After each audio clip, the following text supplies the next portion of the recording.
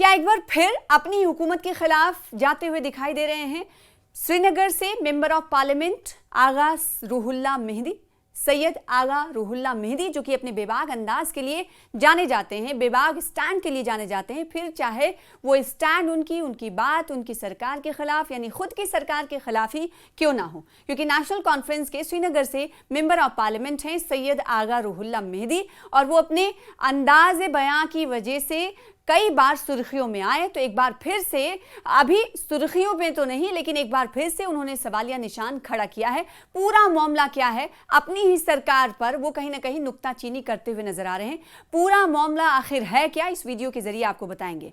पूरे मामले की शुरुआत कहां से होती है, जिसके बाद नेशनल कॉन्फ्रेंस के रुकने पार्लियामेंट को, मेंबर ऑफ पार्लियामेंट को, आगा सैयद रूहुल्लाह मेहदी को अपनी ही सरकार को आईना दिखाना पड़ जाता है। आखिर क्यों जरूरत पड़ती है, इस वीडियो के जरिए पूरी तफसील आपको बताएंगे, और साथ ही साथ बताएंगे कि ऑपोजिशन इस वक्त क्या कुछ इस मुद्दे पर कहती हुई नजर आ रही है, और इसके अलावा सरकार की तरफ से क्या कुछ कहा गया है। जी हां, मुद्दा दरअसल यहां से शुरू होता है। Jammu Kashmir service selection board की तरफ से 24 अगस्त को एक एग्जाम आयोजित किया जाता है, मुनक्किद किया जाता है जूनियर इंजीनियर का, इलेक्ट्रिकल का, और इस एग्जाम को कराए जाने के बाद ऐसा कहा जाता है कि इसे रद्द कर दिया गया।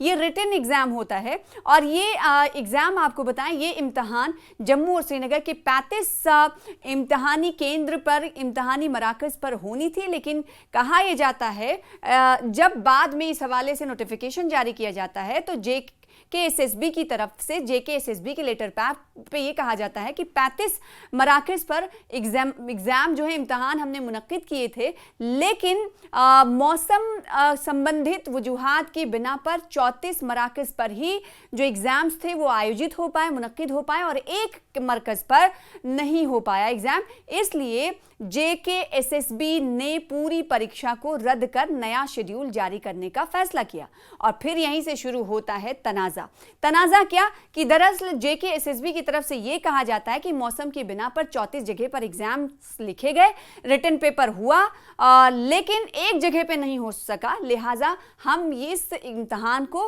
रद्द करते हैं और नई तारीखों का ऐलान जल्द ही किया जाएगा फैसला लेकर। ये बात कह दी जाती है, और उसके बाद शुरू होता है तनाज़े को लेकर अलग अलग लीडरान की तरफ से इजहार ख्याल किया गया बयान, या फिर ये कहें सोशल मीडिया पर लिखा गया स्टैंड, जिसमें NC सांसद, नेशनल कॉन्फ्रेंस के रुकने पार्लियामेंट आगा सैयद रूहुल्लाह मेहदी भी हैं, और इसके अलावा PDP ने भी इस पर इजहार ख्याल किया है। तो पूरा माजरा क्या है, और साथ ही साथ JKPC, Jammu Kashmir People's Conference के चेयरमैन हैं सज्जाद गनी लोन, उन्होंने भी सोशल मीडिया एक्स का सहारा लेते हुए नेशनल कॉन्फ्रेंस पर नुक्ताचीनी की है, कड़ी नुक्ताचीनी की है, सवाल खड़े किए हैं, और साथ ही साथ JKSSB पर भी सवाल खड़े किए हैं। तो आखिर पूरा माजरा क्या है, ये आपको बताते हैं। दरअसल JKSSB ने तो अपना स्टैंड क्लियर कर दिया कि 34 जगह पर जो एग्जाम, 35 जगह पर जो इम्तहान होने थे, तो उसमें से 34 जगह पर एग्जाम्स हुए, लेकिन एक जगह पर दरअसल मौसम की खराबी की बिना पर इम्तहान नहीं हो पाया, लिहाजा 35 जगहों पर हम हुए एग्जाम, 34 जगह पर हुए एग्जाम और एक जगह पर नहीं हुए एग्जाम्स को हम रद्द करते हैं, जिसके बाद शुरू हुआ तनाजा। अब आपको बताएं कि आखिर तनाजा किस मुद्दे पर शुरू हुआ। अब सवाल उठता है कि नेशनल कॉन्फ्रेंस के सांसद क्यों ये इल्जाम लगा रहे हैं, ट्रांसपेरेंसी की बात क्यों कह रहे हैं, ये आपको बताना होगा इस वीडियो के जरिए। इन्होंने कहा है कि जम्मू कश्मीर के दूर दराज इलाकों से उम्मीदवार उम्मीद लेकर आए, लेकिन उन्हें एक बार फिर JKSSB सिस्टम की नाकामी का सामना करना पड़ा। ये कौन कह रहा है? आगा रूहुल्लाह मेहदी।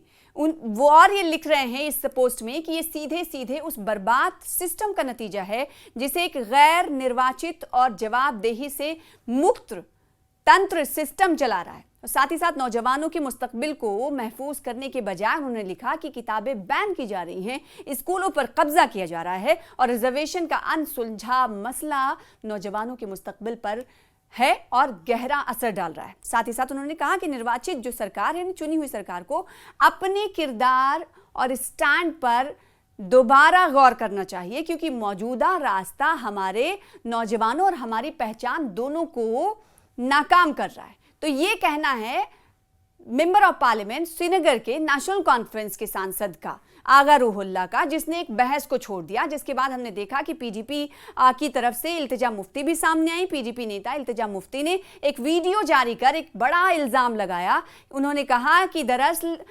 34 जगह पर एग्जाम्स हो चुके थे, इम्तहान हो चुके थे, और एक जगह पर इम्तहान में चीटिंग हो रही थी। ऑनलाइन पेपर पहले वहां के उम्मीदवारों को मिल गया था। और ये सब कहते हुए इल्तिजा मुफ्ती एक वीडियो भी पोस्ट करती हैं सोशल मीडिया पर और एनसी पर निशाना साधती हैं और लिखती हैं कि जम्मू कश्मीर के नौजवानों ने एनसी सरकार पर भर्ती एग्जाम्स में इम्तहानात में ट्रांसपेरेंसी की उम्मीद जताई थी, लेकिन कोठी बाग सेंटर में हुई जेई इलेक्ट्रिकल इम्तहान में पेपर लीक ने उनकी उम्मीदों को तोड़ा है। इल्तिजा मुफ्ती ने कहा कि एनसी सरकार अपनी नाकामी से युवाओं का मुस्तकबिल बर्बाद कर रही है और बदनामी की तरफ उन्हें ले जा रही है। वीडियो शेयर किया और सरकार पर उन्होंने ये इल्ज़ाम लगाया। ये आपने वीडियो देखा। और उसके बाद अगर शिक्षा मंत्री सकीना इत्तू की बात करें तो वो आज एक किसी प्रोग्राम में पहुंची हुई थी। उन्होंने पूरा ठीकरा पीडीपी पर फोड़ दिया कि तमाम मसलों की जड़ पीडीपी है। सुनिए। वो कभी जम्मू कश्मीर के लोगों के हमदर्द नहीं रहे हैं। जब यहाँ ये सारी चीज़ें हुई तब यही लोग मिनिस्टर भी थे, तब इन्हीं लोगों की सरकार भी थी।